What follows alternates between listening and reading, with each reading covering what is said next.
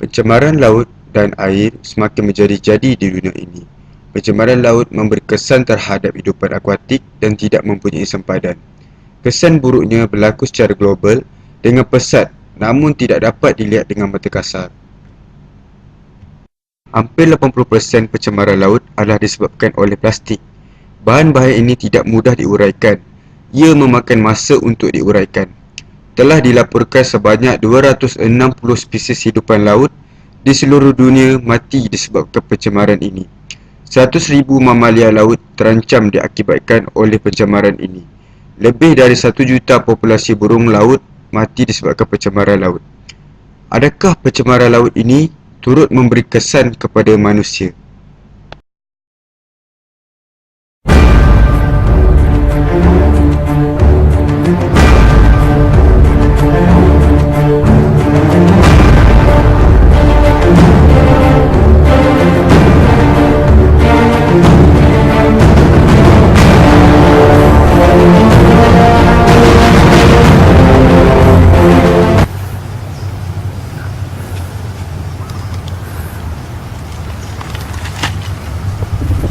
Assalamualaikum warahmatullahi wabarakatuh dan salam sejahtera.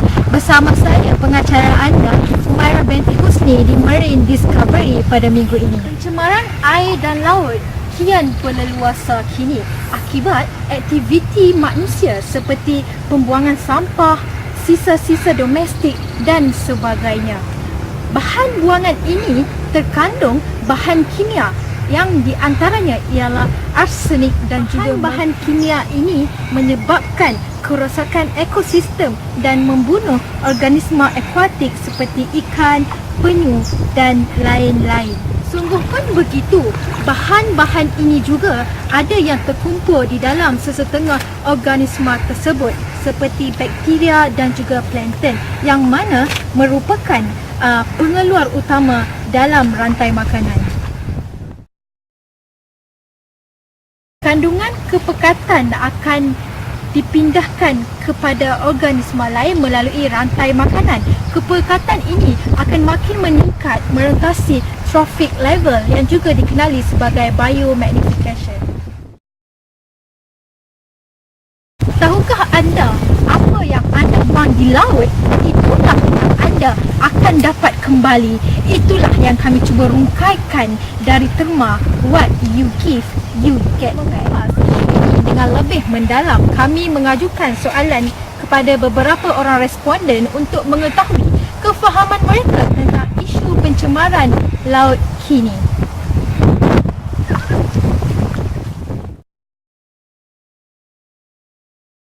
Assalamualaikum warahmatullahi wabarakatuh. Anda kini bersama dengan saya, wartawan Karinisa Atika binti Muhammad Khalid di persekitaran kawasan Pasar Payang. Tujuan kita berada dekat sini hari ini, kita nak mencari beberapa orang responden tentang pencemaran, kesedaran pencemaran diorang. So, dengan itu, jom kita cari.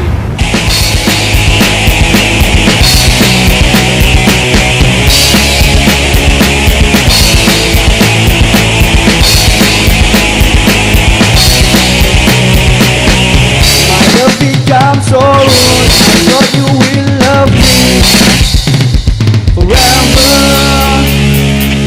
I give you everything. You give me just a piece of. Adakah anda tahu mengenai pencemaran air dan laut? It's been quite a serious issue actually about the water pollution and all, but in Malaysia I've seen the seas right now in Terengganu, they're quite dirty actually, honestly speaking. Memang banyak laut kita tercemar hasil daripada kilang-kilang. Lepas tu masyarakat kita sendiri kurangnya kesedaran. Dari manakah datangnya pencemaran ini? From domestic users, from the industrial areas where they just pump out all their pollutants and waste products to the sea and into the river. Kawasan sungai atau perairan tu yang berhampiran dengan kawasan kilang, di mana kilang-kilang bubuh sisa-sisa toksik diorang dekat dalam kawasan tu sendiri.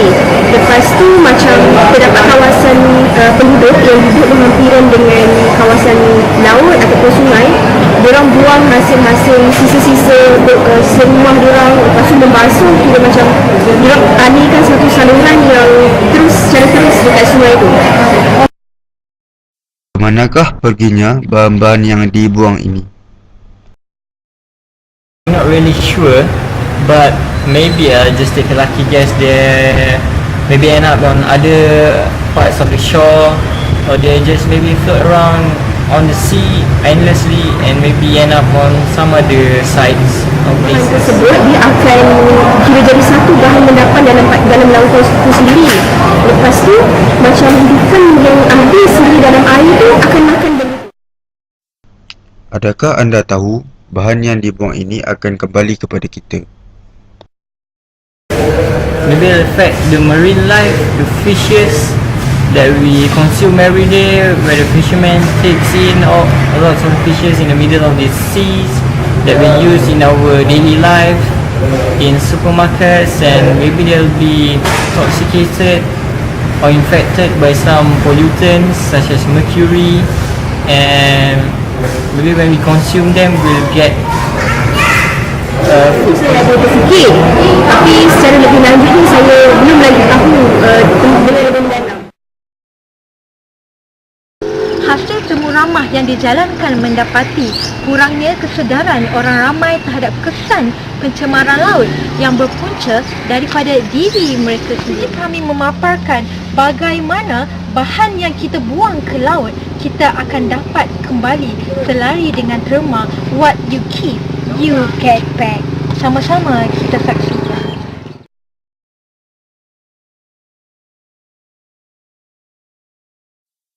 Pencemaran air dan laut ini berpunca daripada aktiviti manusia sendiri, seperti pembuangan sampah dan juga sisa kumbahan daripada kilang-kilang.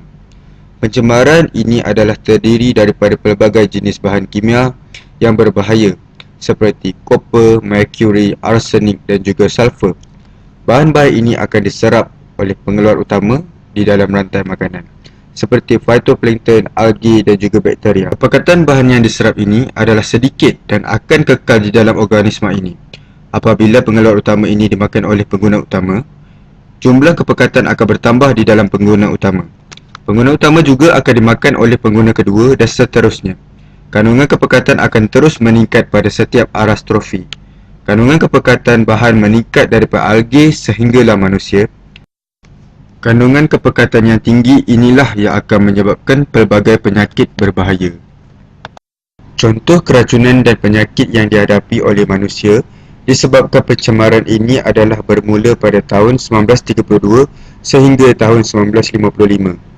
Kilang Kiso Chemical di Jepun telah melepaskan air buangan yang mengandungi merkuri ke dalam longkang dan mengalir ke Minamata Bay, Jepun. Bioakumulasi telah berlaku pada hidupan laut dan menyebabkan keracunan merkuri yang serius. Merkuri ini dipindahkan kepada manusia apabila manusia memakan hidupan laut ini dan berlakunya biomagnifikasi. Bermula pada tahun 1950-an, sebanyak 500 kematian telah dicatatkan. Kebanyakan kes kematian adalah akibat daripada memakan hidupan laut yang terdapat di situ. Penyakit ini adalah dikenali sebagai Minamata Disease. Selepas apa yang kami paparkan sebentar tadi, dapat disimpulkan bahawa pencemaran yang kita lakukan saban hari bukan sahaja memberi kesan kepada pencemaran alam sekitar, malah diri kita. Sebelum kita berpisah, izinkan saya memberi serangkap pantun. Membuang sampah, merata-rata, hidupan akuatik menjadi mangsa. Bumi tempat meneruskan hidup, dimusnah jangan, dicemari pun jangan. Semoga info yang saya paparkan sebentar tadi sedikit sebanyak dapat memberi ilmu yang bermanfaat dan kesan kepada diri kita sendiri. Semoga berjumpa lagi. Salam hormat daripada saya. Assalamualaikum.